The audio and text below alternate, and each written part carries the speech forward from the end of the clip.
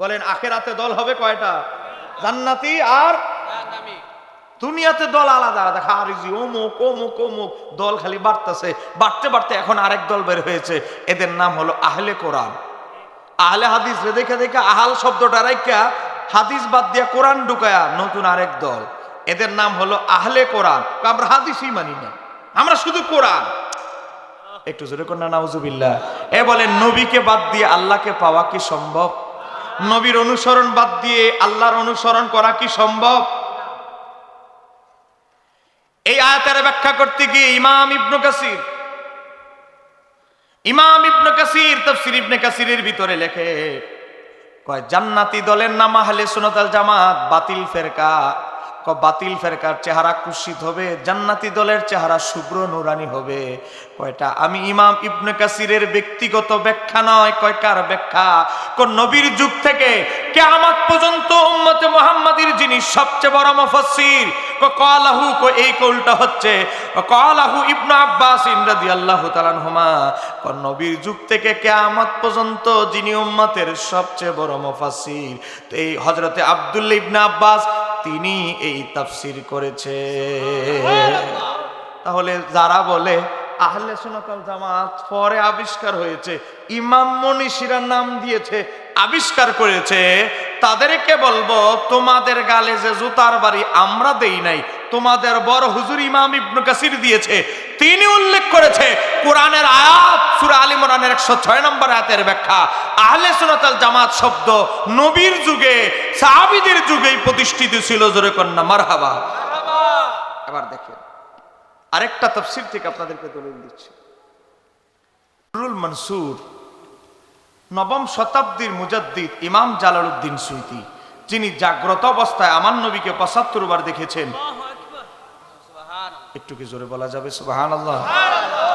ইমাম সুয়ুতীর কিতাব থেকে একটা দলিল দিচ্ছি, বলেন না দিব? হক বাতিল তো আগে চিনতে হবে, এরপরে না আকীদায় যাব। হক আকীদা কোনটা, বাতিল আকীদা কোনটা? দেখেন আপনাদেরকে দেখাচ্ছি। ইমাম জালালউদ্দিন সুয়ুতী তাফসীর লিখেছেন আদ-দুররুল মানসুর, খণ্ড নাম্বার 2, পৃষ্ঠা নাম্বার 291, দারুল ফিকুর ইলমিয়া, বৈরুত লেবাননের ছাপা। এই একই আবার একটা তাফসীরে মাঝহারিতে আল্লামা কাজী সানাউল্লাহ পানিপতি 2 নম্বর খণ্ড 116 পৃষ্ঠার ভিতরে উল্লেখ করেছেন। আন ইবনে ওমরা, হযরত আব্দুল্লাহ ইবনে ওমর থেকে বর্ণনা করেছেন কে? ইমাম দাইলামি খতিবে বাগদাদি, আনি নবী সাল্লাল্লাহু আলাইহি ওয়াসাল্লাম ফি কাউলিহি তাআলা, আল্লাহর হাবিবের থেকে আব্দুল্লাহ ইবনে ওমর বর্ণনা করেছে, আব্দুল্লাহ ইবনে ওমরকে, যিনি সাহাবীদের মধ্যে 7 জন বড় মুফতির একজন, হযরত ওমরের শাহজাদা। একটু জোরে কন্না মারহাবা। হযরত আব্দুল্লাহ ইবনে ওমরকে, হযরত আব্দুল্লাহ ইবনে ওমর হচ্ছে সাহাবীদের ভিতরে সবচেয়ে বড় মুফতি, 7 জনের ভিতরে একজন। সাহাবীদের ভিতরে যা সবচেয়ে বেশি বড় মুফতি ছিলেন যিনি, তার নাম আব্দুল্লাহ ইবনে মাসউদ। হযরত ওমর, হযরত আলী, আব্দুল্লাহ ইবনে মাসউদ, হযরত আব্দুল্লাহ ইবনে আব্বাস, আব্দুল্লাহ ইবনে ওমর, হযরত মায়েশা সিদ্দিকা, যায়েদ ইবনে সাবিত, এই 7 জন হচ্ছে সাহাবীদের ভিতরে সবচেয়ে বড় মুফতি, যারা বেশি বেশি ফতোয়া দিতেন। একটু জোরে কন্না মারহাবা। আমার বাবারা ভাইরা, 7 জন সাহাবীদের ভিতরে সবচেয়ে বড় মুফতির একজন আব্দুল্লাহ ইবনে ওমর। হযরতে আব্দুল্লাহ ইবনে ওমর বলে, আমি আমার নবীকে এই আয়াত তেলাওয়াত করে তাফসীর করতে শুনেছি। কোরআন নাজিল হয়েছে নবী রাহমাতাল লিল আলামিনের উপরে, সেই নবী তাফসীর করতেছেন। আমার নবী কয়লা, তিনি ইরশাদ করছেন তাবিয়াদ্দু উজুহুন, হাসরের ময়দানে আমার উম্মতের ভিতরে যাদের চেহারা থেকে নূর চমকাবে। আমার নবী বলেন, আমি উম্মত, আমার উম্মত, আমি নবী তোমাদেরকে জানিয়ে দিচ্ছি, সেই দলটা হবে, সেই দলের নাম হলো আহলে সুন্নাত ওয়াল জামাত। তাফসীর কি আমি করতেছি না আমার নবী? বলেন তাফসীর কি আমি করতেছি না আমার নবী? আমার নবী। শুনেছেন কে? নবী সাহাবী আব্দুল্লাহ ইবনে ওমর। আবার আমার নবী বলতেছেন ওয়াতাসওয়াদ্দু উজুহুন, কাদের চেহারা কুৎসিত হবে? আমার নবী বলেন আহলিল বিদাই, যারা বাতিল 72 ফেরকা, নতুন যেই দলগুলোর আবিষ্কার হয়েছে, সেই 72 ফেরকার চেহারা হবে বিকৃতি, কুৎসিত। আমি বলতেছি না আমার নবী বলতেছে। নবী তাফসীর দুররুল মানসুর 2 নম্বর খণ্ড 291 পৃষ্ঠা, কিতাব খুলে দেখেন, হিম্মত থাকলে কিতাব নিয়ে আসো। কথা কন না কেন? ঠিক কি না? আর পকেটে টাকা না থাকলে মোবাইলে পিডিএফ ডাউনলোড করে পড়ো, পিডিএফ এখন সব পাওয়া যায়। কথা কন না কেন? ইন্টারনেট এখন মাগনা 10 MB 20 MB খরচ করলে তুমি ডাউনলোড করে পড়তে পারবা। আমি শুদ্ধ বললাম না ভুল বললাম যাওয়ার পরে রাখ, তুমি এখনই নগদে যাচাই করে দেখো না। একটু জোরে কর না মারহাবা। রাগ করতেছেন আমার কথা? আমার এই সংক্ষিপ্ত আলোচনা থেকে আপনাদের এটা বোঝানোর চেষ্টা করছি, জান্নাতি দলটা কারো সাফার জোরে জান্নাতি দল প্রতিষ্ঠিত হবে না। জান্নাতি দল কোনটা এটা কোরআন সুন্নাহ থেকে বের করে দেখাইতে হবে। আমরা দেখিয়েছি আহলে সুন্নাত ওয়াল জামাত একমাত্র নাজাত প্রাপ্ত দল, এতে কোনো সন্দেহ বলেন, এতে কোনো সন্দেহ? নবীর আরেকজন সাহাবী, তার নাম হচ্ছে হযরতে আবু সাঈদ আল খুদরি রাদিয়াল্লাহু তাআলা আনহু, তিনি বলেন একবার আন্না রাসূলুল্লাহ সাল্লাল্লাহু আলাইহি ওয়াসাল্লাম করা, আমার নবী একবার এই আয়াতটা তেলাওয়াত করলেন। কোন আয়াত? ওই যে একদলের চেহারা নুরানি হবে, একদলের চেহারা কুৎসিত হবে। নবী এই আয়াতটা আমাদের সামনে তেলাওয়াত করলেন। তেলাওয়াত করে কয়লা আমার নবী বললেন তাবিয়াদুজুহুন, হে আমার সাহাবীরা, যেই দলের চেহারা থেকে নূর চমকাবে হাসরে, সেই দলের নাম কি জানো? আমার নবী বলেন সেই দলের নাম আহলে সুন্নাত ওয়াল জামাত।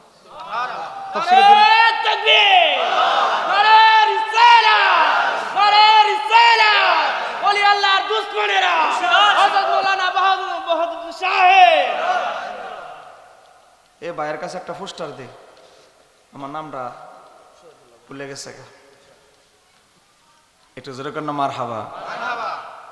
মোহাব্বত, ভালোবাসা।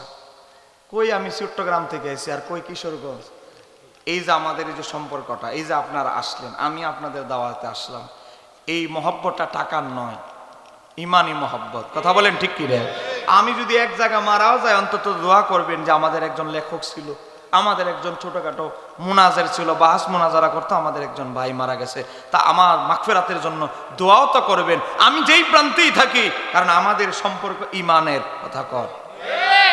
এবার আসেন, দল ক্লিয়ার করলাম, এরপরে আকীদায় যাব। তাহলে আমাদের এই সংক্ষিপ্ত পর্যালোচনা থেকে ক্লিয়ার হয়ে গেলাম, আমরা যে আহলে সুন্নাত ওয়াল জামাত করি আর আমাদের দলটা যে জান্নাতি দল, এতে আর কোনো সন্দেহ নাই। জোরে বলেন, এতে কোনো সন্দেহ? আরেকটা দলিল দিয়ে আমার আলোচনা শেষ করছি। সেই দলিলটা হচ্ছে, আজকে কথিত কিছু আহলে হাদিস বের হয়েছে, এভাবে নামাজ পড়ে পা দুইটা ছড়ায়া ওয়ালাদ দালিন বলার পরে বলে আমিন, আছে না নাই? কিছুদিন পরে বলবে শবে বরাত বেদাত, শবে বরাতের সময় পার হওয়ার পর আসবে রমজান, বলবে রমজানে তারাবি 8 রাকাত, আছে না নাই?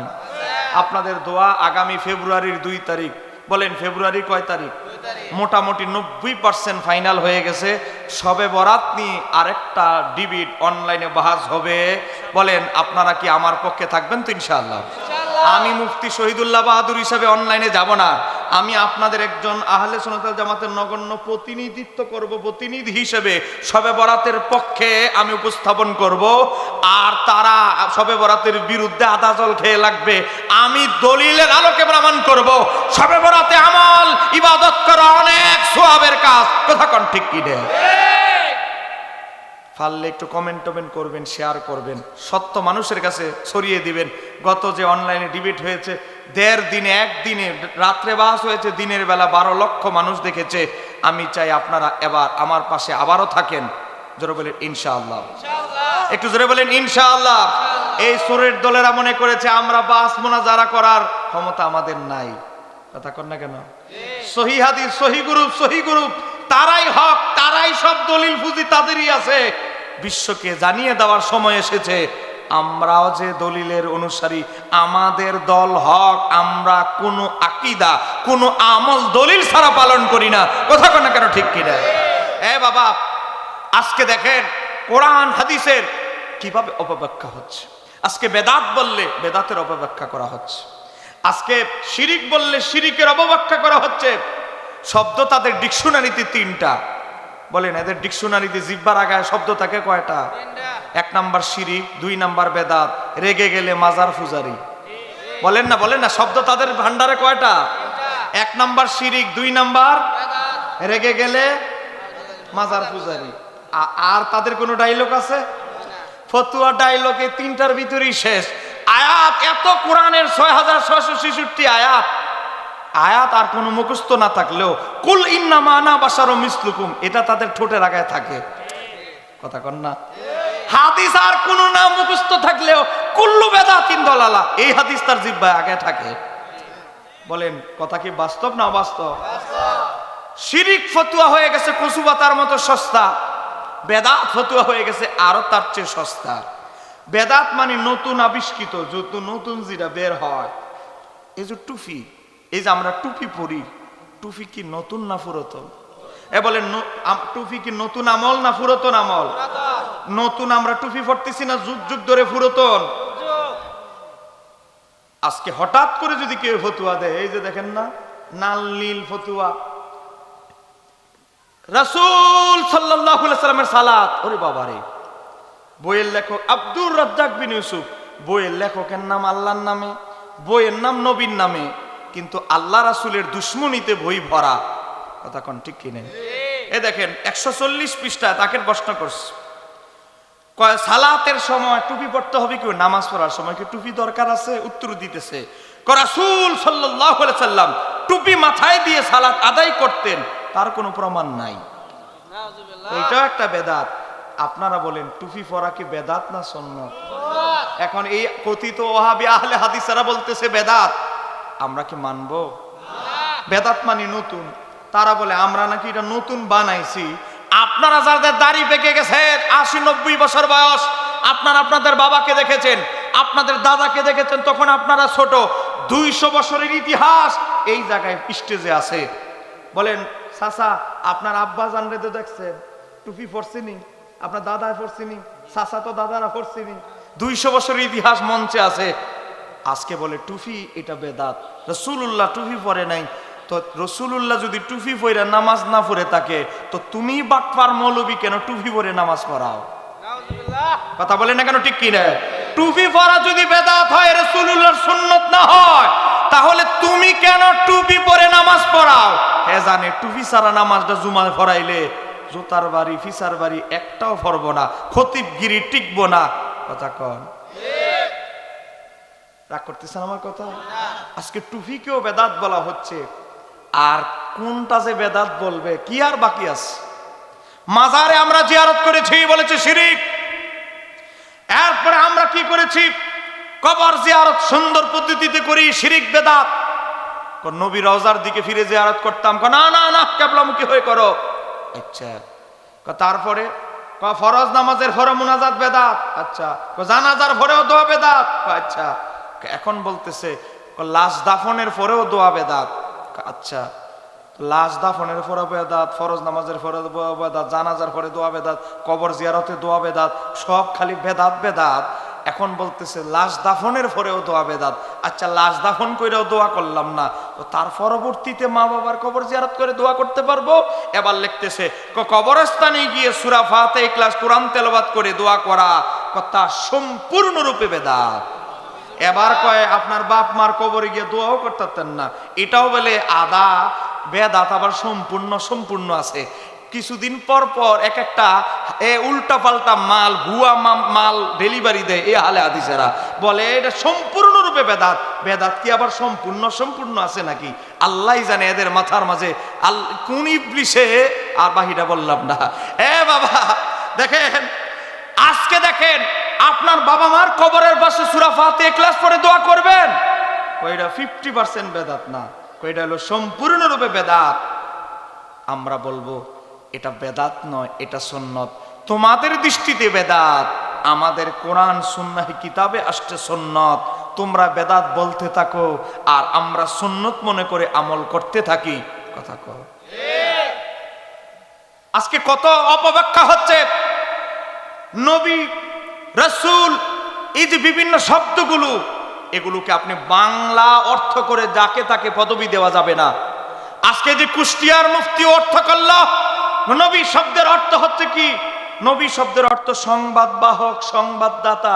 সে অর্থে আমার নবীও সাংবাদিক ছিলেন। আজকে আসতে কন না, আপনাদের কি ইমান দুর্বল হয়ে গেছে নাকি? আর আধা ঘন্টা আপনাদের কষ্ট দিচ্ছি, আধা ঘন্টা চলবে তো ইনশাল্লাহ। একজনে কো সারা রাত।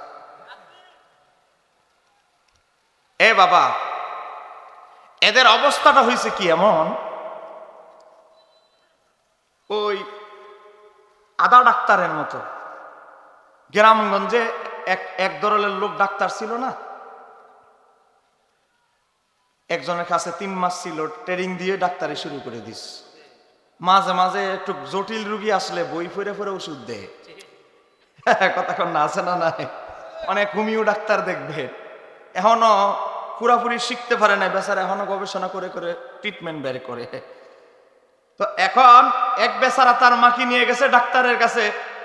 ডাক্তার তো 272 পৃষ্ঠা পড়ে বলে, আপনার আম্মার যে রোগ কিতাবে ডাক্তারি শাস্ত্রের বইয়ে লেখা আছে, এত বড় সিরিজ দিয়ে এই ওষুধ পোস্ট করতে হবে। বেচারা কো, এত বড় গরুর ইনজেকশন আমার মারে দিল, আমার মা তো মরে যাবে। ডাক্তার সাহেব আপনি এটা কি বলেন? ইহাই কিতাব, চিকিৎসা শাস্ত্রের কিতাবে লিপিবদ্ধ আছে। এক MA ফার্স্ট ছেলে আসছে ওষুধ নেওয়ার জন্য, আইসা দেখে এই আলোচনা চলতেছে। দেখি তো আপনার ডাক্তারি বইটা, উল্টে দেখে 272 পৃষ্ঠা লেখা আছে, সবই ঠিক আছে, তবে রোগী যদি গরু হয়। বলেন এই চিকিৎসা, এই ইনজেকশন সবই ঠিক আছে, রোগী যদি কি হয়? গরুর চিকিৎসা মানুষের চালাচ্ছে। কারণ এত ফরসে এক পাতা হয়ে দৌড়ে দিছে, পরের পাতায় যে বিশ্লেষণ কি আছে তারপরে নাই।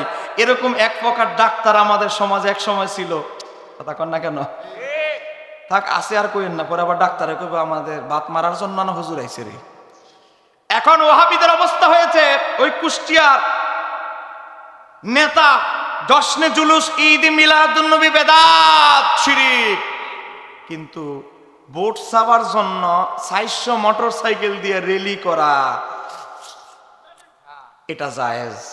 আর আমরা ইয়া রাসূলুল্লাহ বলে স্লোগান দেই জুলুসের দিন, এটা বেদাত। কারণ এটা নবী সাহাবীরা করে নাই। কিন্তু এই যে 400 মোটর সাইকেল নিয়ে ইসলাম কায়েমের নাম দিয়ে মোটর সাইকেলে বের হয়েছে, এটা বেদাত না, কারণ এটা নবী রাসূলরা করছে। এটাই তো বুঝাইতে চাচ্ছে। নিজেদের বেলা শোনো, আল্লাহ আমাদরা আহলে সুন্নাত ওয়াল জামাত কোনো কিছু বললে 2 আনাও হয় না। এই বাটপারি ব্যবসা বেশি দিন চলবে না। কথা কন ঠিক কিনা? দাওয়াত দিলে দিবেন, না দিলে নাই, হক কথা বলে যাচ্ছি। এই কথা বলে না কেন, ঠিক কিনা? অর্থ করতেছেন নবী, অর্থ সংবাদদাতা, তার সংবাদ তো কতজনই দেয়। মাইকি অত বলে একটি সুখ সংবাদ। এ বলেন আপনাদের এলাকায় মাইকি হয় কি হয় না? তো যে সংবাদটা দিল হ্যাঁ কি না নবী হয়ে যাবে নাকি? সংবাদ দিলেই যদি নবী হয়ে যায় তাহলে নাউজুবিল্লাহি মিন যালিক, মাআল্লাহ, কোটি কোটি বউয়া বন্ড নবী দাবিদার হয়ে যাবে। নবী শব্দের অর্থ সংবাদদাতা, তো সংবাদটা কিসের এটা তো বুঝতে হবে। এই দেখেন আপনাদেরকে দেখাচ্ছি, আমার হাতে একটা কিতাব দেখতে পাচ্ছেন। এই কিতাবটির নাম হচ্ছে আল মাওয়াহিবুল লাদুনিয়া, দারুল কুতুব ইলমিয়া বৈরুত লেবাননের ছাপা। বেশি দিন আগের না, মোটামুটি 550 বছর আগের লেখা। জোরে কন্যা মারহাবা। সাফার জোরে কথা নয়, দলিল এখানে। চট্টগ্রাম গিয়ে দলিল দিব, ওই ওয়াজ আমি করি না। দলিল যা দিব নগদ, ওয়াজ হবে নগদ, দলিল হবে নগদ, জবাব হবে নগদ। কথা কম, কথা কম। ইমাম কাস্তালানি নবী শব্দের ব্যাখ্যা করছে, মাখুজাতুন মিনান নাবা, নাবা শব্দ থেকে নির্গত, হুয়াল খাবারু, এর অর্থ হচ্ছে সংবাদ, সংবাদ বাহক, সংবাদদাতা। এর দূরেই পড়ছে ওয়াহাবি, এ পরের লাইনটা আর পরে নাই, ওই গরুর ডাক্তারের চিকিৎসার মতো। এখন দেখেন ইমাম কাস্তালানি বলে কিসের সংবাদদাতা, কিসের সংবাদ, সংবাদটা কিসের? দুনিয়াতে তো কত মানুষ কত সংবাদ দেয়। ইমাম কাস্তালানি বলে আয় এর ব্যাখ্যা হচ্ছে আন্নাল্লাহ, নিশ্চয় আল্লাহ, আতলাহু আলা গায়বিহি, আল্লাহ নবীদের কাছে অদৃশ্যের গায়েবের সংবাদ প্রকাশ করে, আর নবীরা তাদের জাতির কাছে ওই অদৃশ্যের গায়েবের সংবাদ প্রকাশ করে। এজন্য নবীদেরকে বলা হয় সংবাদদাতা, মানে অদৃশ্যের গায়েবের সংবাদদাতা। একটু জোরে কন্যা মারহাবা। এরপরে তিনি বলছে ওয়ালা মুহান্নাহু নাবিয়াহু ওয়া ইয়াকুনু নাবিয়ান। দেখো ইমাম কাস্তালানি উল্লেখ করেছে 550 বছর আগে নবী মানে হচ্ছে অদৃশ্যের সংবাদদাতা। জোরে কন্যা মারহাবা। আরেকটা আসেন, এটা তো 550, আরো 400 যোগ করতেছি, 950 বছর আগের কিতাব। ইমাম কাজী আয়াজের লেখা আশ-শিফা, যাকে বলা হয় শিফা শরীফ। সেই শিফা শরীফের ভিতরে এসেছে নবী নবুয়াতের ব্যাখ্যা করতেছে মাখুজাতুন মিনান নাবা, নাবা শব্দ থেকে নির্গত, হুয়াল খবর, এর অর্থ হচ্ছে সংবাদ, ওয়াল মানা, কিসের সংবাদ, এর মর্মান্ত হচ্ছে আল্লাহ তাআলা, নিশ্চয় আল্লাহ তাআলা, আতলাহু আলা গায়বিহি, আল্লাহ নবীদের কাছে অদৃশ্যের গায়েবের সংবাদ প্রকাশ করে, আর নবীরা সেই গায়েবের সংবাদ দেয়, মানে নবীরা অদৃশ্যের গায়েবের সংবাদদাতা। এই অর্থে নবীদেরকে নবী বলা হয়। জোরে কন্যা মারহাবা। এবার আসেন 29টা ডিকশনারির অভিধান এখানে আছে। 29টা ডকুমেন্ট তো দিতে পারবো না, কারণ সময় কম। একটা অভিধান দিচ্ছি। বাংলাদেশের সবচেয়ে বড় কওমি মাদ্রাসা হাটাজারিতে ওইটা পাওয়া যায়। বাংলাদেশের সবচেয়ে বড় সুন্নি মাদ্রাসা চট্টগ্রাম জামে আহমদিয়া সুন্নি আলিয়াতেও পাওয়া যায়, জামাতের মাদ্রাসায়ও পাওয়া যায়। এমন একটা অভিধান, এমন একটা অভিধান। এই ভলান্টিয়ারের কাজটা কি? মানুষ গেটে ঢুকতেছে না, মানুষ মনে করতেছে জায়গা নাই, এগুলো একজন লোক ঢুকায় দাও, চিপা চাপা যেদিকে ফাঁকা আছে। নতুন ভাইরা আসছেন যেহেতু ওয়াজ শোনার জন্য আসেন, সামনে কিছু ফাঁকা জায়গা আছে, সামনে বসেন, সামনে এসে বসেন, পিছনে কোনো জায়গা নাই, সামনে এসে বসেন, সামনে। আপনার আওয়াজ করবেন না, আপনার ইশারা দিবেন, ইশারা। ওয়াজের পরিবেশ নষ্ট করবেন না, মনোযোগ। একটা অভিধান মানে ডিকশনারি, যেটা ওয়াহাবিরাও পড়ে, সুন্নিরাও পড়ে, শিয়ারাও পড়ে, মাঝে মাঝে কাদিয়ানিরাও পড়ে, সবাই পড়ে। সে কিতাবের নাম হচ্ছে আল মুনজিদ, আরবি ডিকশনারি। সে আল মুনজিদ কিতাবের 366 পৃষ্ঠায় নবী কারে বলে লেখা হয়েছে। নবী মানে কি? আখবারু আনিল গায়বি, যিনি গায়েবের সংবাদ দেয়। যিনি কিসের সংবাদ দেয়? স্পষ্ট লেখা হচ্ছে আখবারু আনিল গায়বি, যিনি গায়েবের, আখবার মানে সংবাদদাতা, তারই কয় নবী।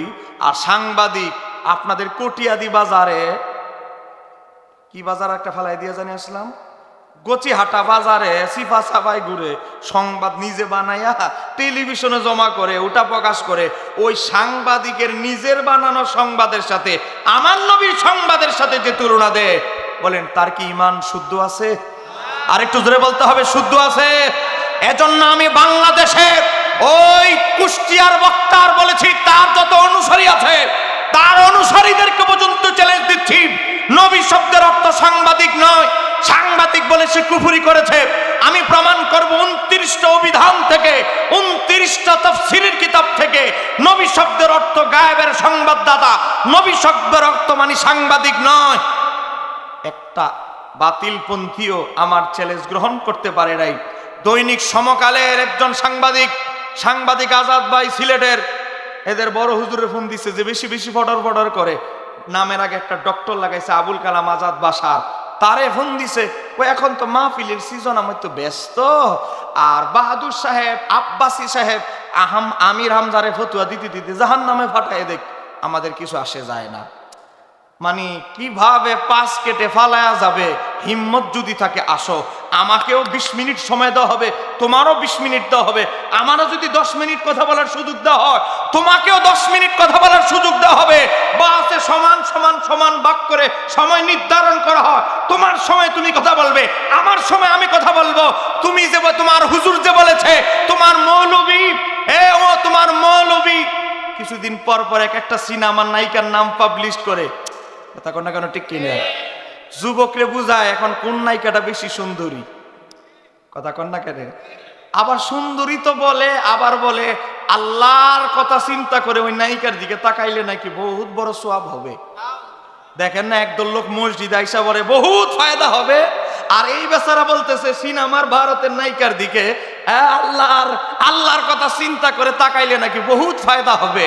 ফায়দার আর শেষ নাই, কথা কন না কেন? রাগ করতেছেন নাকি আমার কথা? আমি আগেই বলছি আমার ওয়াজগুলো একটু গরম। আজকে আমার আলবারিক ভাই যে কি করলো দেখলেন নি? 2 গরম বক্তা এক মাহফিলে দাওয়াত দিয়েছিস, কন তো 2 গরম বক্তা একসাথে, কথা কন না কে? যাই হোক, আমি এই এলাকায় প্রথম আসছি, আপনাদেরকে বলছি দেখে। তো আজকে যে অপব্যাখ্যা করা হচ্ছে, নবীর পদবী আরেক সাংবাদিকরা লাগায় দেয়, যারে তারে লাগায় দেয়, এটা তো এক মহা ঝামেলা, মহা ফিতনার মেলায় আমরা আছি, কথা কন না কেন, ঠিক কিনা? সহিহ বুখারী শরীফের 1036 নম্বর হাদিস থেকে বলছি। সহিহ বুখারী 1036 নম্বর হাদিসের ভিতরে এসেছে, আল্লাহর হাবিব সাল্লাল্লাহু আলাইহি সাল্লাম বলেন, লা তাকুমু সাআতু, কিয়ামত হবে না হাত্তা, ততক্ষণ পর্যন্ত। কখন? আমার নবী বলেন, যখন দেখবা হাত্তা ইউকবাদুল ইলমু, যখন এলেম উঠিয়ে না নেওয়া হবে ততক্ষণ পর্যন্ত কিয়ামত হবে না। নবীর কিছু সাহাবী দাঁড়ায় বলে, ইয়া রাসূলুল্লাহ, নবী গো, কিতাবপত্র সব ঠিক থাকবে, এলেম কিভাবে উঠে যাবে? আমার নবী বলেন, হক্কানি আলেমদের ইন্তিকালের মাধ্যমে এলেম উঠে যাবে।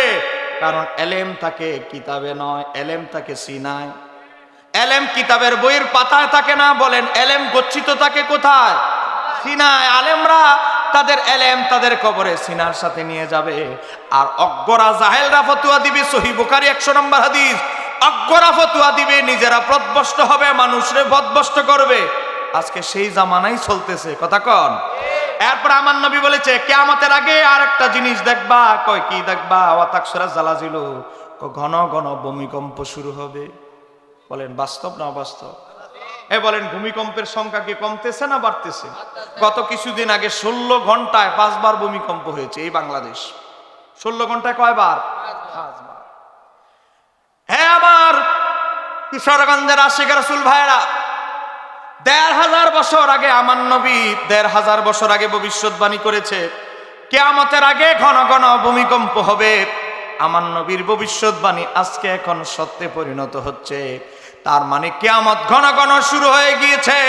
ও বাবা, কিয়ামতের গুরুত্বপূর্ণ ছোট সব আলামত প্রকাশিত হয়ে যাচ্ছে। আমার নবী বলেন, কিয়ামতের আগে আরেকটা জিনিস দেখবা, ওয়ায়াতাকারাবাজ জামানু, সময় সংকুচিত হয়ে আসবে, সময়ের বরকত মানুষ খুঁজে পাবে না। 3 দিনে মনে হয় 1 সপ্তাহ চলে গেছে, 10-12 দিনে মনে হয় মাস চলে গেছে, কথা কন। সহিহ বুখারী 1036 নম্বর হাদিস, আমার নবী বলছে, মানুষ সময়ের বরকত খুঁজে পাবে না। 4 দিন 3 দিনই মনে হবে 1 সপ্তাহ চলে গেছে। ওই দিন জুমার নামাজ পড়েছে, 1 সপ্তাহ শেষ, আরেক জুমা চলে এসেছে। মানুষ সময়ের বরকত খুঁজে পাবে না। বলেন, আমার নবীর ভবিষ্যৎবাণী বাস্তব না অবাস্তব? পিছনের বাইরে কি রাগ করছেন নাকি? আবার চিটাগাং থেকে হুজুর দাওয়াত দিছে, কিন্তু কিশোরগঞ্জ কি হুজুর অভাব? আপনারা কি রাগ করছেন নাকি আমার উপরে? একটু আওয়াজ দিয়ে বলেন, আমার নবীর ভবিষ্যৎবাণী বাস্তব না অবাস্তব? সময়ের বরকত নাই। এখানে দাড়ি পাকা অনেক মুরব্বী আছে, তারা আজ থেকে 20 থেকে 30 বছর আগে তারা ফজরের নামাজের পরে কাজে বের হতো, সকাল 10টার মাঝে মোটা অঙ্কের কাজ সেরে ফেলতো, কথা কন। আর সকাল 10টা এখন চায়ের গ্লাসটা চায়ের কাপ হাতে নেয়। সকাল 10টা এখন আমাদের সকাল হয়, কথা কন।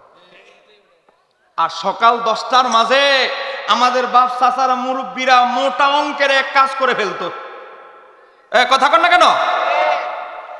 আমার নবী বলে, কিয়ামতের আগে আরেকটা জিনিস দেখবা। কয় কি? ওয়াতাজহারাল ফিতানু, চতুর্দিকে ফিতনা ফাসাদে ভরে যাবে। টুফিরে বেদাত বলে, কবরের কাছে, বাপ দাদার কবরের কাছে দোয়া করবেন বেদাত বলে। এই কথিত আহলে হাদিসরা বলে, আপনার বাবা মার কবরের সামনে গিয়ে দোয়া করবেন, দাফনের পরে হাত তুলে মুনাজাত। শরীয়তে তার কোনো ভিত্তি নাই। কয় আজকে আপনার বাবা মারা গেছে, কবরের পাশে গিয়ে দোয়া করবেন, বলে ভিত্তি নাই, বেদাত। এত দোয়া বেদাত বেদাত বলতে বলতে কিছুদিন পরে বলবে দোয়া বলতেই ইসলামে কিছু নাই, এটাই ফতুয়া দেওয়া বাহি আছে, কথা কয়।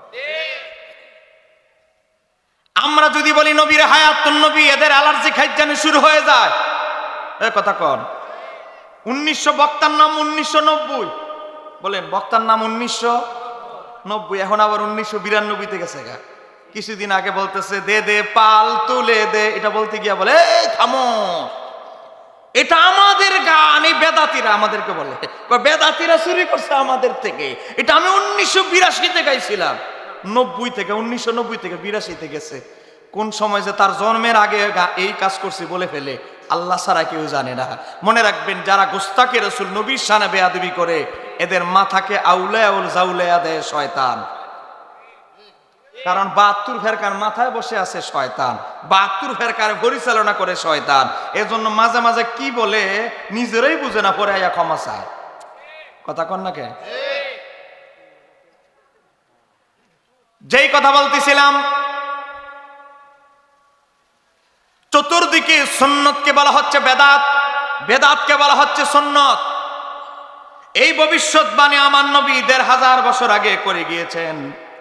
আমার নবীর সাহাবী আব্দুল্লাহ ইবনে আব্বাস রাদিয়াল্লাহু তাআলা থেকে বর্ণিত হাদিসে এসেছে লা ইয়াতি আলান নাসি জামানুন, মানুষের মাঝে এমন কোন জামানা আসবে না, এমন কোন জামানা আসবে না, সেই জামানা ইল্লা আহদাসু ফিহি বেদাতান, বেদাত আবিষ্কার করবে না, সুন্নতকে বলবে বেদাত, এমন কোন জামানা নাই, আসবে না।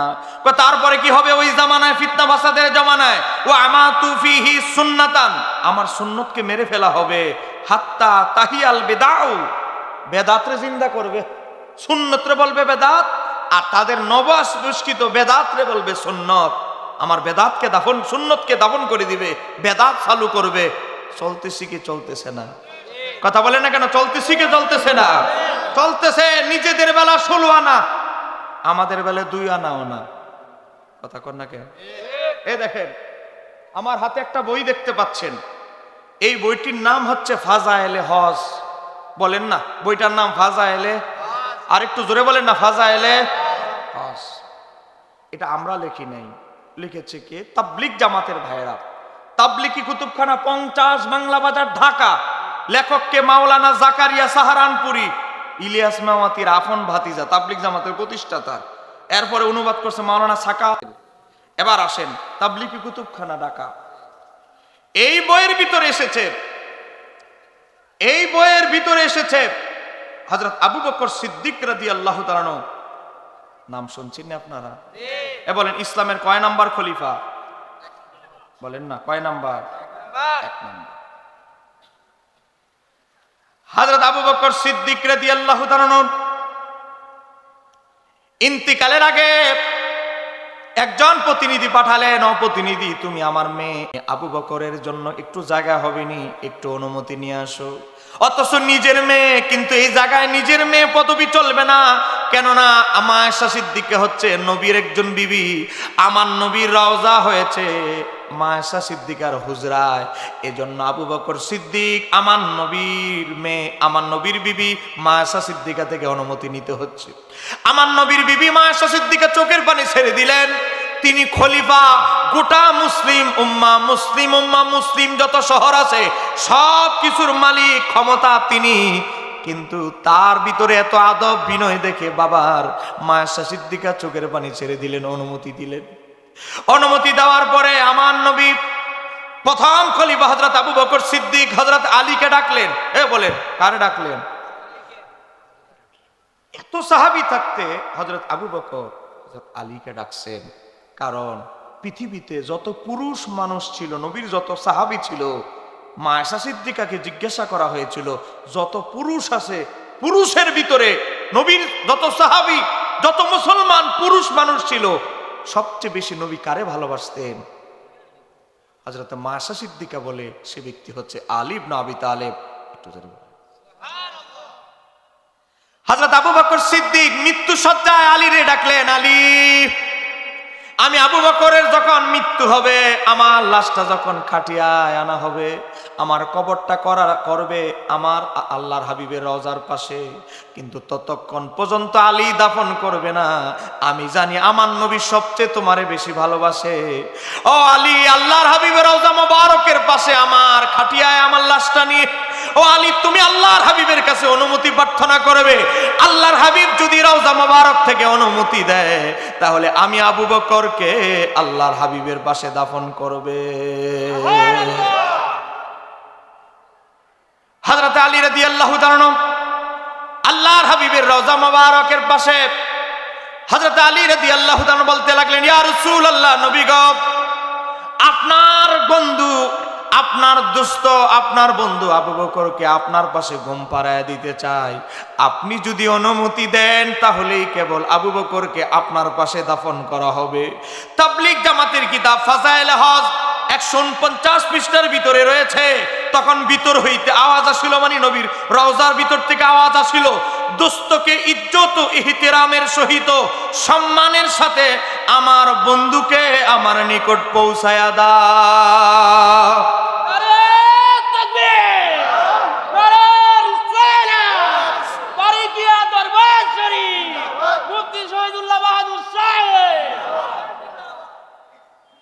বলেন এই কিতাব কি আমাদের না তাদের? বলেন না আমাদের না তাদের? এখন আপনারা বলেন আমার নবী কি মরা নবী না হায়াতুন নবী? এখন সহি সহি নাম লাগা আমাদেরকে বেদাতি বেদাতি মাজার পূজারি বলে কেউ যদি আমার নবীর ওই 1990 সালের বক্তা বলে এ নবী তো মরাই, মরাকে তো কি বলবো, মরা বলবো না তো কি বলবো, এই 1990 সালের এই কথিত বক্তা আমার নবীকে মরা বলছে। আর হযরতে আবু বকর সিদ্দিকের আকীদা, হযরতে ফারুক আযমের আকীদা, মাওলা আলীর আকীদা আমার নবী রওজা মোবারকে জিন্দা।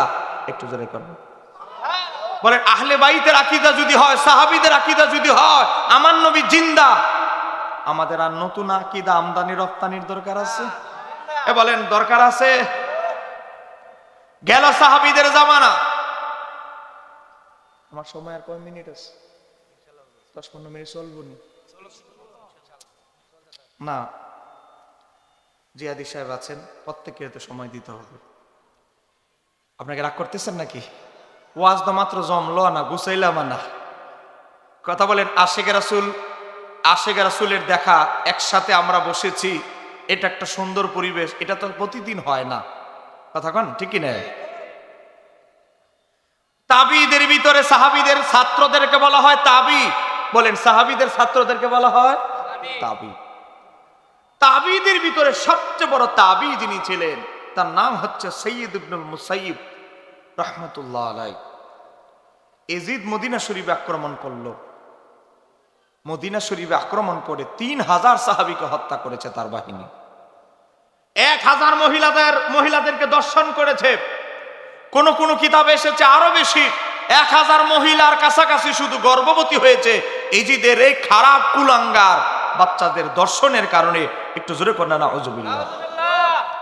সে এজিদকে, সাহাবীদের হত্যাকারী সে এজিদকে যারা মুসলমান মনে করে, খলিফা মনে করে, আমরা বলবো তারা হলো এই যুগের এজিদের রুহানি সন্তান।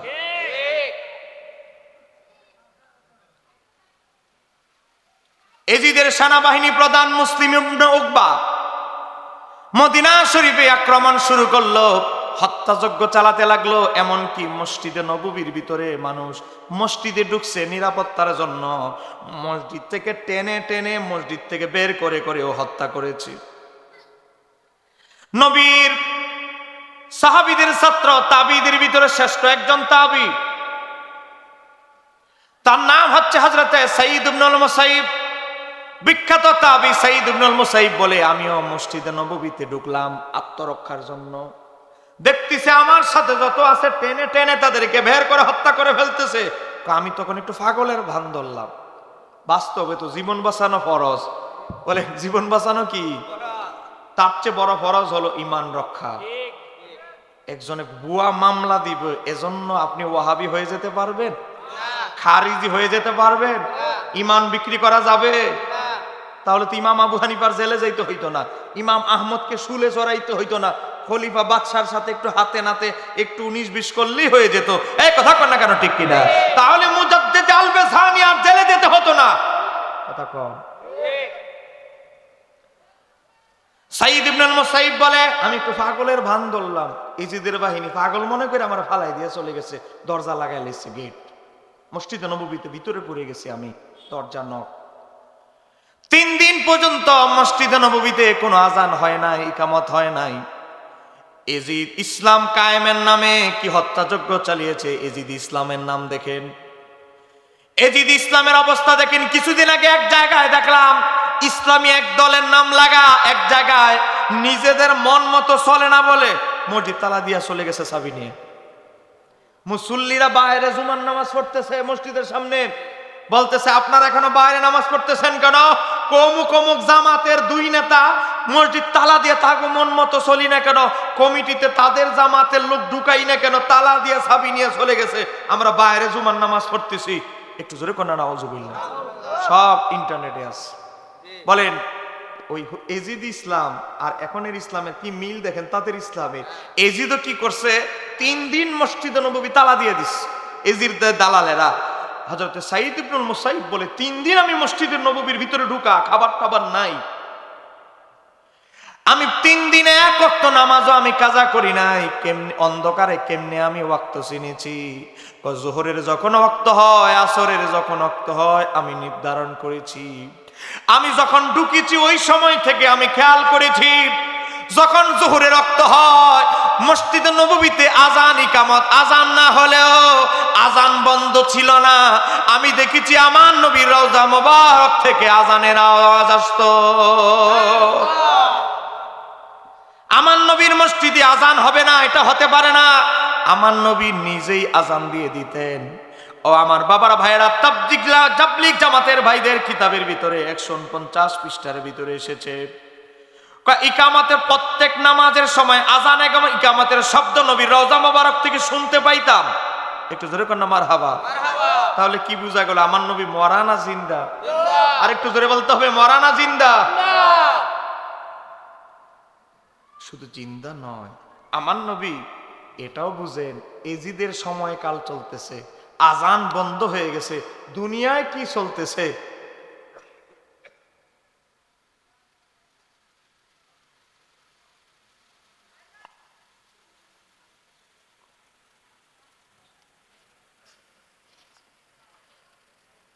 বুঝেন না? সময়টা তো একটু জানতে হয়, যেহেতু বক্তা তো আরো আছে। আমার প্রত্যেকের তো লিমিট সময়। আমি কি আর 10-15 মিনিট কিছু বলতে পারবো ইনশাআল্লাহ? বলেন, আপনাদেরকে অনুমতি আসেনি? এবার আসেন, এই ঘটনা থেকে আমরা বুঝি নবী হায়াতুন নবী, পাশাপাশি দুনিয়ায় এজিদের ক্ষমতা চলতেছে, ফিতনা ফাসাদ চলতেছে, এই জ্ঞান আমার নবীর আছে। একটু জোরে কর না মারহাবা। আরেকটা ঘটনা আপনাদেরকে বলছি, বলবো আপনাদের ঈমান মজবুতের জন্য কথাগুলো বলছি। এটা আমাদের বই নয়, তাবলীগ জামাতের বইয়ের ভিতরে আরেকটা ঘটনা আছে। সেই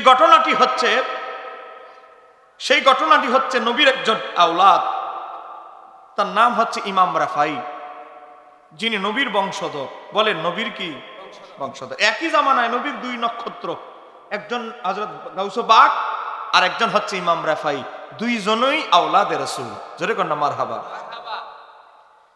এই দেখেন তাবলীগ জামাতের বইয়ের 140 থেকে 141 পৃষ্ঠা ছবি তুলে নিয়ে যাবে। এই বইয়ের ভিতরে এসেছে, এই কিতাবের ভিতরে তারা উল্লেখ করেছে ইমাম রাফাই রহমাতুল্লাহ আলাইহি নবীর শানে কিছু নাতে রাসূল লিখেছেন, আরবি ভাষায় নাতে রাসূল লিখেছেন। হজ করতে গিয়েছেন মক্কায়, মক্কা থেকে মদিনায় এসেছেন।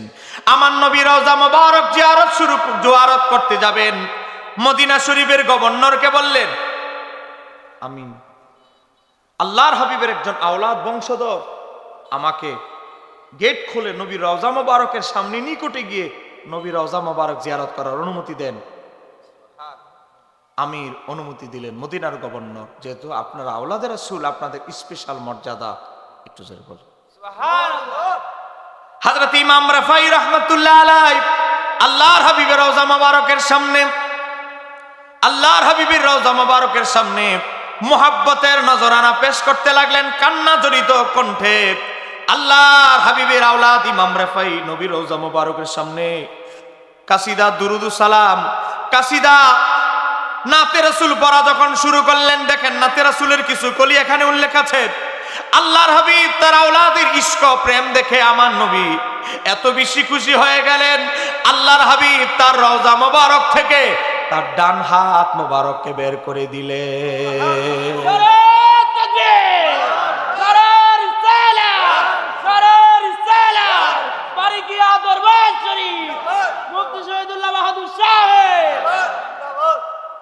এবার ঠিক আছে, একটু জোরে কর না মারহাবা। তাবলীগ জামাতের বইয়ের ভিতরে রয়েছে, বলা হয়, আমি ডাইরেক্ট তাদের হুবহু তাদের শব্দটা পড়তেছি। হযরত ইমাম রাফাই রাহমাতুল্লাহ আলাইহি তাহা চুম্বন করিয়া ধন্য হন, মানে আমার নবীর হাত মোবারক চুমু খেতে থাকে। বলা হয়, ইতিহাসে আছে, বলা হয় সেই সময় মসজিদে নববীতে 90,000 লোকের সমাগম ছিল, সকলেই বিদ্যুতের গতিতে নবীর হাত মোবারকে চুমু খেতে থাকে। আর 90,000 লোকের মধ্যে তাহাদের মধ্যে মাহবুবে সুবহানী হযরত আব্দুল কাদের জিলানী রাহমাতুল্লাহ আলাইহি একজন ছিলেন।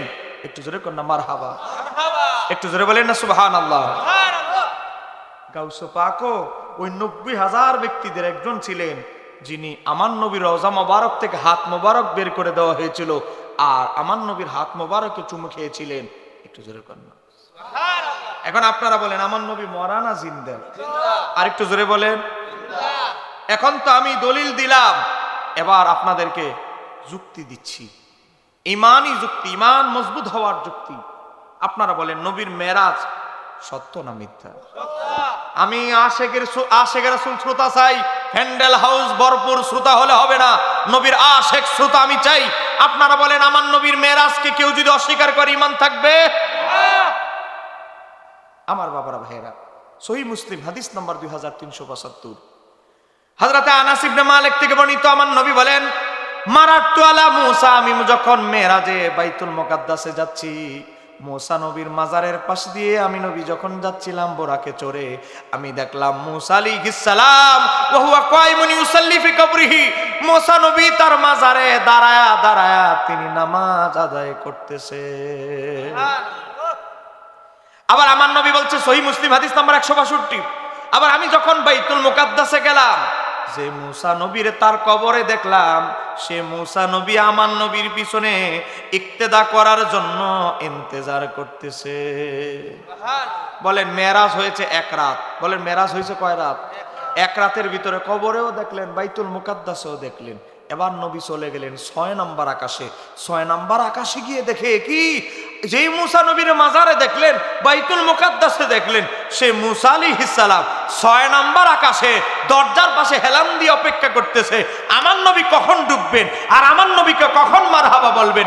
নবী ঢুকতে দেরি, মূসা আলাইহিস সালামের মারহাবা বলতে দেরি নেই। একটু করে বলেন সুবহানাল্লাহ। এখন আপনারা বলেন মূসা আলাইহিস সালাম কি 3 জন না 1 জন? আর একটু জোরে বলেন 3 জন না 1 জন? তাহলে মূসা আলাইহিস সালামের কবরে দাফন করা হলো, উনি কবরেও জিন্দা নামাজ পড়তেছেন, বাইতুল মুকাদ্দাসও আমার নবী দেখলেন, আবার একই মেরাজের রাতে 6 নম্বর আকাশেও দেখলেন। মূসা নবী যদি 1 জন হওয়ার পরেও এক রাতে 3 জায়গায় চলে যেতে পারেন, সেই ক্ষমতা আছে, আমার নবীর ক্ষমতা কি কমে গেল? বলেন বনি ইসরাইলের প্রধান নবী মূসা আলাইহিস সালাম, বলেন ইহুদিদের নবীর চাইতে কি আমার নবীর ক্ষমতা কমে গেছে নাকি? এটা বললেই এই বেদাতি, আরে কই থেকে হুজুর দাওয়াত দিছে? হ্যাঁ, খালি গীবত বলে গেছে, খালি গীবত, ওয়াজ তো নাই, দলিল কোরআন হাদিস নাই, আমরা নাকি শুধু গীবত গাই। আপনারা বলেন এখন পর্যন্ত যতগুলো কথা বললাম, দলিল স্যার একটা কথা বলছি? কথা কন। এখন আপনারা বলেন মূসা আলাইহিস সালাম ইন্তেকালের পরেও 3 জায়গায় থাকতে পারে, এতে কোনো আপত্তি নাই। যদি কয় অমুককে আমের নবী হাজির হয়ে গেছে, আশেকদের সামনে উপস্থিত হয়ে গেছে, না না না না, এটা শিরিক, এটা শিরিক। কে বলছে? ওই দেখে বইয়ের নাম বিভ্রান্তির অবসান। ওরে বাবা, বিভ্রান্তির অবসান করতাস। লেখক মাওলানা নুরুল ইসলাম অলিপুরি। বলেন কি ফুরি? আপনাদের এদিকে ভাজা ফুরি বেছে নাকি? ডাইল ফুরি বেছে না? আচ্ছা, এই ফুরি না, আবার অলিপুরি। অলিপুরি সাহেব বই লেখস, আমার অবাক লাগে, উনাকে বলা হয় সুলতানুল মুনাজিরিন। উনি বলে মুনাজেরে আজম, ওরে বাপ রে বাপ, মুনাজেরে আজম টাইটেল দিছে আবুল আহাবের ঈদে মিলাদুন নবী। আমরা ঈদে মিলাদুন নবী পালন করি, ঈদে মিলাদুন নবী নাকি আবুল আহাব পালন করছে। তারা বলে ঈদে মিলাদুন নবী আবিষ্কার হয়েছে 600 সালে। আবার কয় আবু জাহেলের ঈদে মিলাদুন নবী পালন। তাহলে আবু জাহেল তো নবীর যুগের লোক, বুঝা গেল ঈদে মিলাদুন নবী নবীর যুগে ছিল। তবে আবু জাহেল পালন করছে, আবু জাহেল তো নবীর যুগের লোক, কথা কন না? তাহলে বুঝা গেল নবীর যুগে ঈদে মিলাদুন নবী ছিল, তবে কে পালন করছে এটা নিয়ে মতনাক্য, কথা কন না? তো 600 সালে বলো কেন? বলে এর চেয়ে বড় বাটফারি আর কিছু আছে? কথা কন না।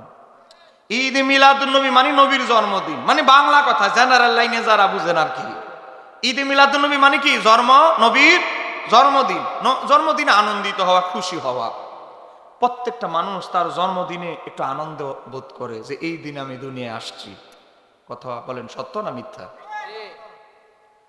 আজকে দেখেন আমরা নবীর জন্মদিন পালন করি, আদা জল খায় রবিউল আউয়ালের 1 তারিখ থেকে আন্দোলন শুরু হয়ে যায়।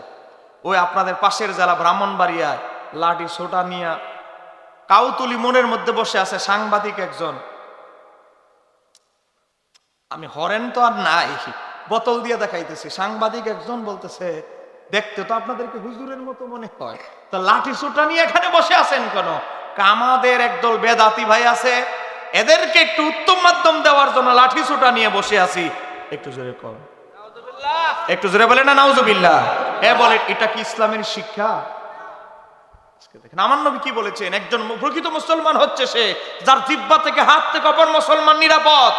তাদের কাছে কি অন্য মুসলমান নিরাপদ? নিরাপদ না। আপনাদেরকে আমি বুঝানোর জন্য বলছি, নবীর জন্মদিন পালন করে বেদাত বেদাত বেদাত বলে আমাদের কওমি ভাইরা, আমাদের ওহাবী ভাইরা এক বোতল পানি শেষ হওয়ার পরে আবার পানি খায়া গলা শুকায় গেলে খাইয়া তারপরে বলে বেদাত বেদাত। আমি আপনাদেরকে দেখাচ্ছি একটা বই, এই বইটার নাম হচ্ছে ফাতওয়ায়ে রশিদিয়া, যেটাকে আমরা ফতোয়ায়ে রশিদিয়া বলি। বলেন এই বইয়ের নাম ফাতওয়ায়ে কি? রশিদিয়া। আমরা লিখছি না, লিখছে কুতুবে রব্বানি মাওলানা মুফতি রশিদ আহমদ গাঙ্গুহি। কে? ওই যে সরমনাই ফজলুল করিম, ফয়জুল করিম, দুই যে ভাই ফিসাব কয় কদম বুসি করা শিরিক। কয়েকদিন আগে দেখলাম এক নেতা ফয়জুল করিমের, ফেরাজাউল করিমের এক নেতা সালাম করতেছে, কদম বুসি করতেছে। নেতায় করলে জায়েজ, পাবলিকে কদম বুসি করলে শিরিক। বলেন এক মুখে দুই রকম ফতোয়া, এটা কি ভালো আলেমের লক্ষণ? ইন্টারনেটে সার্চ দিয়ে দেখে নেবেন, নাহলে আমার মোবাইল আছে ভিডিওটা। দেখেন রশিদ আহমদ গাঙ্গুহিকে সরমনাই দরবারের প্রতিষ্ঠাতা মাওলানা সৈয়দ এসাক, তার পীর কারি কুজানি উজানির ইব্রাহিম, ইব্রাহিম সাহেবের পীর রশিদ আহমদ গাঙ্গুহি, রশিদ আহমদ গাঙ্গুহিকে হেফাজতের সাবেক আমির আহমদ শফি সাহেবের পীর হুসাইন আহমদ মাদানী, হুসাইন আহমদ মাদানীর পীরের নাম হচ্ছে এই রশিদ আহমদ গাঙ্গুহি। 2 খণ্ড একটা ফতোয়ার কিতাব লিখেছে, ফাতওয়ায়ে রশিদিয়া। এটা খণ্ড নাম্বার 2, ভাই ঠিক আছে? 2 নাম্বার খণ্ড, 346 পৃষ্ঠা। প্রশ্ন করছে জন্মদিন পালন করার বিধান কি? নবীর জন্মদিন পালন করা শিরিক বেদাত। আর এখন দেখেন কি ফতোয়া দেয়, জন্মদিন পালন করার বিধান কি? 707 নম্বর প্রশ্ন। উত্তর, জন্মদিন পালন করা বৈধ। যেরকম না মারহাবা। বলেন আমরা নবীর মিলাদুন নবীতে তবারুকের আয়োজন করি কি করি না? বলেন ওয়াহাবীদের টেয়া নিয়া না নিজেদের টেয়ায়? তাও এদের সহ্য হয় না, নিজের টিয়া খরচ করি তাও সহ্য হয় না। তারাকারি দিয়ে আমাদের মাদ্রাসায় দাও, জুলুসে কেন খরচ করো? মাদ্রাসায় দেন, আবার জায়েজ হয়ে যাবে। 4 দিনের অনুষ্ঠান করেন, বেদাত হয়ে যাবে। মাদ্রাসায় দেন, জায়েজ হয়ে যাবে। কথা কন না কেন? যাকাত ফিতরার নাম দিয়ে টাকা খাইতে খাইতে ঈদুল আজহায় কোলাকুলি করতে গেলে বুক লাগে না, লাগে কি? আসেনি আপনাদের এলাকায় এরকম মুহতামিম? আসেনি? বাবা বলতেছে নবীর জন্মদিন পালন নাকি বেদাত শিরিক। আবার দেখে রশিদ আহমদ গাঙ্গুহি লিখতেছে জন্মদিন পালন করা বৈধ। তেমনি ভাবে কয়েক বছর অন্তর, মানে বছর একবার জন্মদিনের স্মরণ করে আল্লাহর সন্তুষ্ট অর্জনের জন্য মানুষকে খাবার খাওয়ানোটাও বৈধ। জোরে কন্যা মারহাবা। এই যে জুলুসে আমরা শরবত খাওয়াই, বিরিয়ানি খাওয়াই, 1 বোতল পানি কিনে দেই, টিস্যু দেই, যত কিছু দেই, কাকে খুশি করতে? ধরে বলেন কাকে? তো তোমাদের হুজুর তো সোয়াবের কাজ বললো, জন্মদিন পালনকে তবারুক আয়োজন করা, জন্মদিন পালন করা খ্রিস্টানদের অনুসরণ।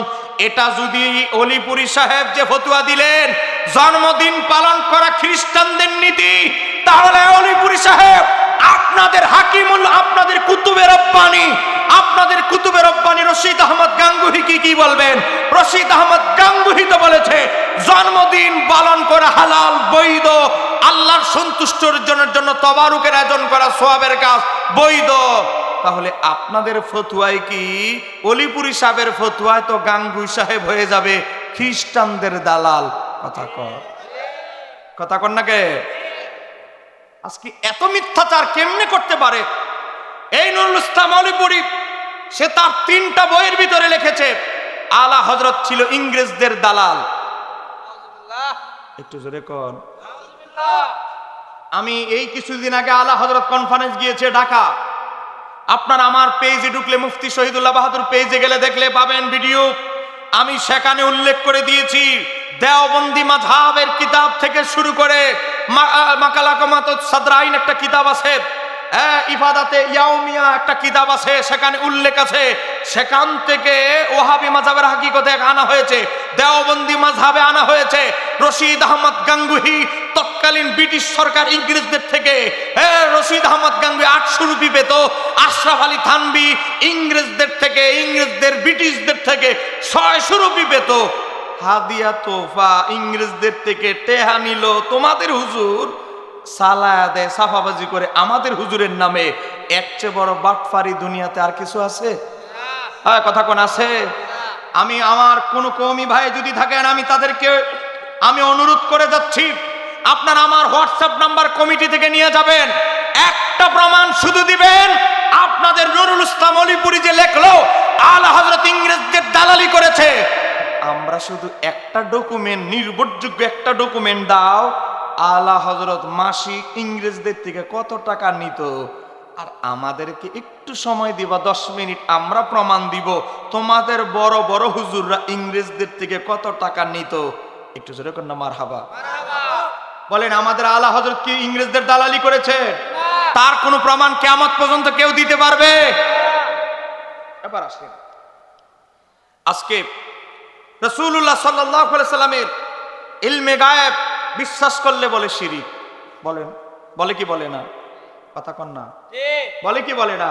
তো ইলমে গায়েব বিশ্বাস করলে শিরিক, আমরা মাজার বানালে বলে মাজার পূজারী। আমি এই দুইটা বিষয়ে সামান্য মুখতাসার ক্লিয়ার করে আমার আলোচনা শেষ করছি। আপনাদেরকে ঘোষণা দিচ্ছি, কারো যদি সম্ভব হয় এই দুইটি কিতাব নেওয়ার চেষ্টা করবেন। আমার লেখা সহজ পদ্ধতিতে সহিহ নামাজ শিক্ষা, এই বইয়ের ভিতরে আমি 300 পৃষ্ঠা, এই বইয়ের ভিতরে প্রথমে দিয়েছি কালেমা। একদল এজিদ বের হয়েছে, তারা বলে লা ইলাহা ইল্লাল্লাহ, এরপরে আর কালেমা নাই। জোরে কন্যা নাউজুবিল্লাহ। একদল কালেমা চুরি করছে, আবার আরেক দল কালেমার মাঝে আরেকজনকে ঢুকিয়ে দিছে, লা ইলাহা ইল্লাল্লাহ জিতবে, আবার দাড়ি পাল্লা আছে না নাই? আর আরেক দল বলে লা ইলাহা ইল্লাল্লাহ, তারপরে আর ইল্লাল্লাহ, আর কোনো কালেমা নাই, শেষ। এরপরে আর কালেমা নাই, এতটুকুই শেষ। এই দেখেন কথিত আব্দুর রাজ্জাক বিন ইউসুফ, সে তার এই বইয়ের 63 পৃষ্ঠায় লিখেছে, আল্লাহর পাশে নবীর নামে আমরা কালেমা যোগ করেছি, মসজিদে লিখি, এটা নাকি শিরিক। জোরে কোন নাউজুবিল্লাহ। তারপরে সে লিখেছে, তার বক্তব্য আছে, ইউটিউবে সার্চ দিবেন, কালেমায়ে তৈয়বা সম্পর্কে আব্দুর রাজ্জাক বিন ইউসুফ, এতটুকু লিখে সার্চ দিবেন, দেখবেন এই কথিত বক্তা বলতেছে, আমি 20 বছর তদন্ত করে দেখেছি, লা ইলাহা ইল্লাল্লাহ মুহাম্মাদুর রাসূলুল্লাহ এটা মুমিনদের কালেমা, কালেমায়ে তৈয়বা আমি কোন হাদিসের গ্রন্থে পাই নাই। জোরে কন্না নাউজুবিল্লাহ। পাইবা কেমনে? সোর তো পাওয়ার বালা না, কচু শাক বেশি বেশি করে খাও, ইনশাল্লাহ পাইবা। ব্রেন যদি ডাউন থাকে, ছাত্র যদি বালা না হও, একটু বেশি বেশি বাদাম খাও, তাহলে যদি খুঁজে পাওয়া যায়। তা করতেছেন নাকি? আজকে দেখেন আল্লাহর পাশে নবীর নাম, এটাই বলে শিরিক। শিরিক আজকে কত সস্তা হয়ে গেছে। আমি এই বইয়ের ভিতরে প্রথমে দিয়েছি কালেমা, আল্লাহর পাশে নবীর নাম লেখা বৈধ কি অবৈধ, এখানে আলোচনা করেছি। লা ইলাহা ইল্লাল্লাহ মুহাম্মাদুর রাসূলুল্লাহ কালেমার উপরে আলোচনা, ওযু, গোসল, তায়াম্মুম, 5 ওয়াক্ত নামাজ, ফরজে কিফায়া নামাজ, ওয়াজিব নামাজ, সুন্নতে মুআক্কাদা, যত নফল নামাজ আছে এখানে আছে। শবে বরাত, শবে মেরাজ, লাইলাতুল কদর সব আছে। শবে বরাত বিশেষ করে একটা নামাজ আছে 215 পৃষ্ঠা। এই 215 পৃষ্ঠা নামাজ, আমার হাতে সময় নেই, কয়েক মিনিট, 8-10 মিনিট সময় আছে, মনোযোগ। 215 পৃষ্ঠা একটা নামাজ আছে। কেউ যদি এমন বিপদে পড়ে যান, কেউ আপনারা সাহায্য করছে না, ভুয়া মামলা দিয়া জেলে ঢুকাই দিছে, কোনো উকিল নাই, 3টা মেয়ে বিয়ে দিতে পারছেন না, ঋণ কিস্তি একটা শেষ হয় আরেকটা শুরু হয়ে যায়, এমন যদি কেউ এমন বিপদে পড়ে যান, আমি তাদেরকে বলবো কিতাব কিনতে না পারলে কোনো অসুবিধা নেই, ছবি তুলে নিয়ে যাবেন। 215 পৃষ্ঠা 4 রাকাতের একটা নামাজ আছে। এই 215 পৃষ্ঠার ভিতরে এই নামাজটা পড়বেন। এই দেখেন, সরাসরি আল্লাহর সাহায্য পাওয়ার সালাত, এটা পড়বেন। যে কোনো সূরা দিয়ে 4 রাকাত একটানা পড়বেন, 3 বার দুরূদ শরীফ পড়বেন, 3 বার এই দোয়াটা পড়বেন, ইয়া ওয়াদুদু ইয়া জাল আরশিল মাজিদ ইয়া ফাআলু লিমা ইউরিদ আসআলুকা বিইজ্জাতিকাল্লাতী লা তুরামু। একটু কঠিন আছে, একটু বারবার পড়তে পড়তে সহজ হয়ে যাবে। উচ্চারণ দেওয়া আছে, অর্থ দেওয়া আছে, পড়ার পর মুখে মালিশ করবেন। নবীর সাহাবী হযরতে আনাস ইবনে মালিক বলে, তুমি আমলটা করতে দেরি, নবী বলেছে আমলটা করতে দেরি, 4th আকাশ থেকে আল্লাহ 4 জন ফেরেশতা পাঠাবে, যতক্ষণ না তার বিপদ দূর না হবে ততক্ষণ পর্যন্ত ফেরেশতারা রিপ্লাই আকাশে ফিরে যাবে না। একটু ধরে বলেন সুবহানাল্লাহ। একটু জোরে বলেন না। আমাদের মহিলারা আজকে আমল করেন, সেজদায় পড়ে দেখেন ইবাদতের ভিতরে, নামাজের ভিতরে কত পাওয়ার। আরেক এখানে 46টা দুরুদ দেওয়া আছে, দুরুদে শিফা, দুরুদে নারিয়া, ধনভাণ্ডার বৃদ্ধির জন্য, রিজিক বৃদ্ধির জন্য দুরুদ 268 পৃষ্ঠা। যারা পেরেশানিতে আছেন 266 পৃষ্ঠা। যাদের বাচ্চাদের স্মরণ সত্যি ভালো না 266 পৃষ্ঠা এই দুরুদটা পড়বেন। আর একটা বই আলা হযরতের লেখা, আমরা বাংলা অনুবাদ করেছি। পিতামাতা, স্বামী স্ত্রী, শিক্ষকদের অধিকার। আপনার স্ত্রীর প্রতি আপনার কয়টা অধিকার, স্ত্রী আবার স্বামীর উপরে কয়টা অধিকার, আপনার মা বাবার প্রতি কি অধিকার, মা বাবা আবার সন্তানদের প্রতি কয়টা অধিকার, আমাদের যে আলেম, আমাদের যারা শিক্ষক আলেম আছে, আলেমদের প্রতি কি অধিকার, আলেমদের মর্যাদা কি, এখানে বিস্তারিত আলোচনা আছে। স্বামী জানে না স্ত্রীর প্রতি তার কয়টা হক, স্ত্রী জানে না কয়টা হক। কথা কন্যাকে সংসার করে লেছি 20 বছর, মহিলারা জিজ্ঞাসা করবেন, ও বউ 20 বছর তো সংসার ধর্ম করে লাইলাম, এখন বলো তো আমার অনুপস্থিতিতে তোমার উপরে কয়টা দায়মি ফরজ কইতে পারবেন? একজন মহিলা তার স্বামীর অনুপস্থিতিতে 1 নাম্বার দায়মি ফরজ তার লজ্জাস্থান, তার গোপন কামরা, যেখানে স্বামী স্ত্রী মিলন করে ওই খাস জায়গায় কাউকে অবস্থান করতে দিবে না। তার মানে তার ইজ্জত সম্ভ্রম সবকিছু তার স্বামীর জন্য। বলেন সবকিছু কার জন্য? স্বামীর জন্য। 1 নাম্বার দায়মি ফরজ। 2 নাম্বার, স্বামীর অনুপস্থিতিতে তার স্বামীর সম্পদ, সন্তান, তাদেরকে রক্ষণাবেক্ষণ করবে জীবন দিয়ে। এই যে দায়মি ফরজ, মহিলারা বলবে দায়মি ফরজ আমাদের উপরে আছে, এই ওয়াজ তো শুনলাম না। শোনাইতে হবে, আপনার ওয়াইফকে জানাইতে হবে। আমাদের এটাই ব্যর্থতা, আমাদের নারীদেরকে আমরা সুন্নিয়ত সম্পর্কে জানাইতে পারি না, ইসলামের আলো সম্পর্কে জানাইতে পারি না। রাগ করবেন না, আমরা লেখক মানুষ, আমরা এই কথাগুলো লিখতেছি, কিন্তু আপনারা তো প্রচার করতে হবে। 2টা বই নিবেন 150 টাকা, 150 টাকা করে 300 টাকা দাম, হয়তো 30-40 টাকা লাভ হবে। আমার এর চেয়ে বেশি লাভবান হবে আপনার ওয়াইফ যদি কিছু শিখতে পারে, দোয়ায় কোনো শিখতে পারে। আপনার ছেলে, আপনি কালকে মারা যাবেন, জানাজা নিয়ম জানে না, জানাজা কেমনে পড়তে হবে জানে না, জানাজা পড়তে গিয়ে ঈদের নামাজ পড়ে চলে আসে, আছে না নাই? আছে। এখন তো আবার আহলে হাদিসরা বের হইছে, জানাজা নিয়ে চলতেছে ষড়যন্ত্র। বলেন আপনাদের এলাকায় মহিলা মারা যায়নি? আওয়াজে বোঝা গেল এলাকায় আজরাইল মনে সব পুরুষের রূপ কবজ করে। বলেন এলাকায় কি মহিলাও মারা যায়?